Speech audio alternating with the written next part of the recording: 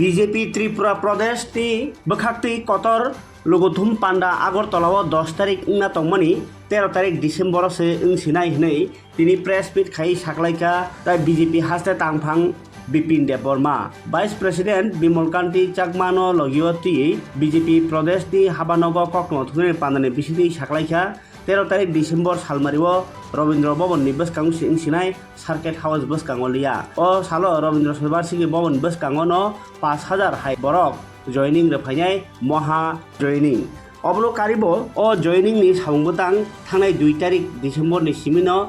yang tiar engbaikha tai je yang joining mani abrok no 13 तारिखो कथरखे फाइमानो आबाय हिनो आबास क्लाइ तंखा नगजाक सिजाक नखराव फियाबा ओ सालो काबुथार जरातै 5000 खनि हिमपानो 13 तारिखो तेबो फानो बागिमानो आबाय केबो कगनो साका हास्ते तांफां बिपिन देब बर्मा बीजेपी जनजाति मोर्चा जेसकेबो 2026 तृतीय एडिशन हाबां फाइखिनाय आबो कन्फिडेंट दोइनो साका ताई तिप्रा मथाबाय जे बरनि केसे केरे yang नि तंगनि आबो तिप्रा मथार किरजामो बागिसे अबाहाय केबेंनि तंगनि बो खोखेंका জিএস বিপিন দেব বর্মা তরফ থেকে ধন্যবাদ জানাই এবং পুরো রাজ্যবাসীকে আমার প্রণাম জানাই ভারতীয় জনতা পার্টির পক্ষ থেকে আজকে আমরা যে সাংবাদিক সম্মেলন করতে যাচ্ছি উপস্থিত আছেন আমাদের প্রদেশের সভাপতি তথা এমডিসি মাননীয় বিমল চাকমা মহোদয় এবং উপস্থিত আছেন আমাদের প্রদেশের মিডিয়া ইনচার্জ মাননীয় সুনীল সরকার মহোদয়। আজকের যে এক বিশেষ আমাদের সাংবাদিক সম্মেলন সেটা হচ্ছে আমরা ভারতীয় জনতা পার্টি ত্রিপুরা প্রদেশের পক্ষ থেকে আগামী 13ই ডিসেম্বর আগরতলা রবীন্দ্র ভবন প্রাঙ্গণে আমাদের বিশেষ এক মহা যোগদান সভা আমরা আয়োজন করতে যাচ্ছি এবং তার জন্য পুরো ত্রিপুরা থেকে আমাদের জয়নিং এ প্রত্যেক মণ্ডল থেকে গত 2 ডিসেম্বর থেকে অলরেডি প্রক্রিয়া শুরু হয়ে গেছে এবং তার জন্য প্রত্যেক মণ্ডলে আমরা অলরেডি একজন করে আমরা অবজারভার দিয়েছি যে পুরো সেই প্রোগ্রামকে মণ্ডল থেকে লোকগুলা কিভাবে আসবে কিভাবে আমাদের ভেহিকলস গুলো আসবে সেটার জন্য পুরো এই 13 তারিখ প্রোগ্রামের জন্য আমরা এক বিশেষ যে মহাযোগদান সভা সেখানে প্রায় আমাদের টার্গেট 5 থেকে 6000 লোক ওই দিনে জয়েনিং হবে প্রত্যেক মণ্ডল থেকে যে আপাতত টেন্টেটিভ লিস্ট আমাদের কাছে এসেছে এখন অবধি প্রায় 5000 এর উপরে আছে জয়েনিং হবে তো সেটাকে সামনে রেখে আপনাদের মাধ্যমে পুরো ত্রিপুরাবাসীকে আমরা জানাতে দিতে চাই ওই দিনে ভারতীয় জনতা পার্টি পক্ষ থেকে বিশেষ করে জনজাতির আমাদের যে একটা মহাযোগদান সভা এই মহাযোগদান সভাতে সমস্ত আপামর জনগণকে আমার তরফ থেকে এবং প্রদেশের পক্ষ থেকে সবাইকে আমন্ত্রণ আমরা জানাচ্ছি এবং বিশেষ করে ওই দিনে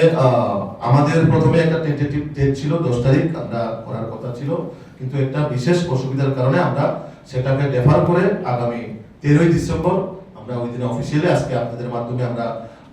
ডিক্লেয়ার দিচ্ছি যে আগামী 13ই ডিসেম্বর এই প্রোগ্রামটা আমাদের হবে এবং বিশেষ করে সাউথ থেকে এবং সিপাহীজলা অবধি যে গাড়িগুলো আসবে তারা থাকবেন আমাদের উমাকান্ত ময়দানে তারা গ্যাদারিং হবে এবং পার্কিং হবে এবং বিশেষ করে খোয়াই বা আমবাসা বা আপনার মান্ডাই বা মজলিশপুর এবং নর্থের একটা অংশ যারা আসবে তারা এই আষ্টবল ময়দানে তাদের গ্যাদারিং হবে এবং খোয়াই যে পার্ট তারারও একটা পার্ট যারা এই খোয়াই হয়ে আসবে তাদের পার্কিং হবে আপনাদের গুরখা বস্তি এলাকার মধ্যে তো আমরা আপনাদের মাধ্যমে আমাদের পুরো প্রত্যেক মণ্ডলে এবং পুরো কার্যকর্তাকে আমন্ত্রণ করি এবং তার সাথে সাথে সমস্ত রাজ্যবাসীকে আমাদের এই মহাযোগদান সভার মাধ্যমে আমরা একটা বার্তা দিতে চাই বিজেপি কোনো জায়গায় দুর্বল নয় বিজেপি সবসময় শক্তিশালী এবং আমরা কার্যকর্তাদের মাধ্যমে আমরা আগামী দিন এইভাবেই এগিয়ে নিয়ে যেতে চাই নমস্কার কোনো প্রশ্ন যদি আপনাদের वो आपके पार्टी के ऊपर चोरीलम में कल अटैक किया है तो इसको आपके साथ में ही है फिर आपके ऊपर अटैक इसको आप कैसे देखते हैं 2 दिन पहले भी एडीसी में हुआ है तो इसको आप कैसे देखते हैं देखिए हम मोथा किसान अलायंस में है राज्य में अलायंस में है हम बार बार बोल रहे हैं कि हम एडीसी में अलायंस नहीं है वहाँ हमारा लीडर ऑफ ओपोजिशन बैठा है मेरे सामने प्रदेश का उपाध्यक्ष श्री विमल चाकमा जी हम एडीसी में अपना अपोजिशन का जो दायित्व है वही निभा रहा है अभी वो हम लोगों के साथ अलायंस में है, फिर भी हम लोगों को प्रोग्राम करने नहीं दे रहा है, तो इन लोगों का दुर्बलता है, ये प्रमोता का दुर्बलता है। अलायंस में रहते हुए ऐसा करके अटैक कर रहा है। हमने तो आज तक उन लोगों को कभी अटैक नहीं किया, कहीं पर भी उन लोगों को बाधा नहीं डाला। उन लोगों का अगरतला में प्रोग्राम हुआ है, हमने कहीं पर भी उन लोगों को रोक टोक नहीं किया है, ना उनको कोशिश किया है कि रोकने के लिए। आराम से, ये डेमोक्रेसी कंट्री है, हर कोई भी यहाँ पार्टी कर सकते हैं, विजिट कर सकते हैं, मीटिंग कर सकते हैं। ये उन लोगों का दुर्बलता है। उन लोगों को मालूम है ये 2026 में ये मौका और सरकार में नहीं रह रहा है, ये 100% तय हो गया और जनता ने चुन लिया कि ये भारतीय जनता पार्टी का सरकार बैठेगा, तो उस डर की वजह से ये सब कर रहा है। तो मैं आप लोगों के माध्यम से उन लोगों को गुजारिश करना चाहता हूँ,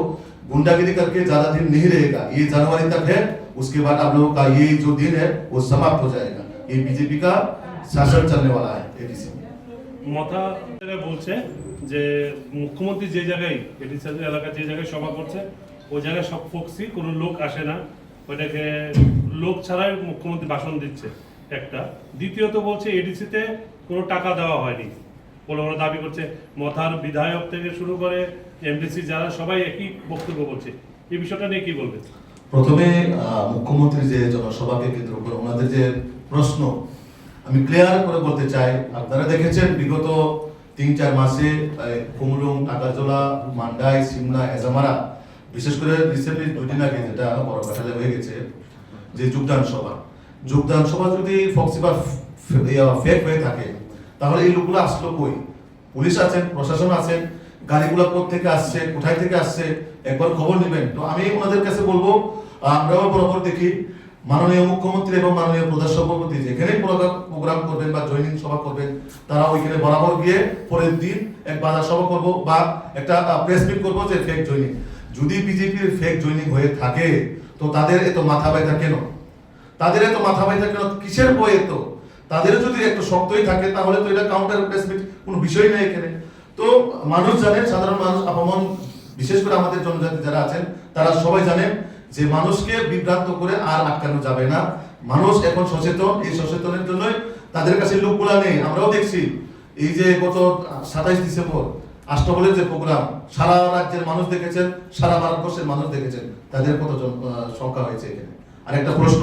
যে এডিসি কে টাকা দেওয়া হয় না, রাজ্য সরকার এখনো দম আছে, এখনো আছে আমাদের যে তাদের কাছে কতটুকু টাকা দেওয়া হয়েছে, বাজেটের মধ্যে থেকেও কত টাকা দেওয়া হয়েছে এবং বাজেটের বাইরে স্পেশাল প্যাকেজ হিসেবে তাদেরকে কত টাকা দেওয়া হয়েছে আমাদের কাছে পুরো নথি আছে। যদি ওনাদের জনপ্রতিনিধি যেই কেউ কমপ্লেন করে থাকে বা এরকম বিষয় বলে থাকে তাহলে আমি তাদেরকে সাজেস্ট করব একবার ভালোভাবে পড়াশোনা করে জনপ্রতিনিধি হওয়ার জন্য আমি অনুরোধ করব। ওইটাও এভাবে আনফরচুনেটলি ইলেক্টেড হয়ে আবুল টাবুল কথা বলে মানুষকে বিভ্রান্ত করে কোনো লাভ হবে না। আমাদের ট্রেজারি সিস্টেম আছেন, ফাইন্যান্স ডিপার্টমেন্ট আছেন, আপনারা একবার জেনে নিন কত টাকা দেওয়া হয়েছে, কতটুকু এখন অব্দি এডিসি কে টাকা দেওয়া হয়েছে এবং স্পেশাল প্যাকেজ হিসেবে কত টাকা দেওয়া হয়েছে। তো সুতরাং এইসব কথা বলে মানুষকে বিভ্রান্ত করে কোনো লাভ নেই। তো তারা সময় গণে আসছে, তার জন্য আবুল টাবুল যখন তখন মন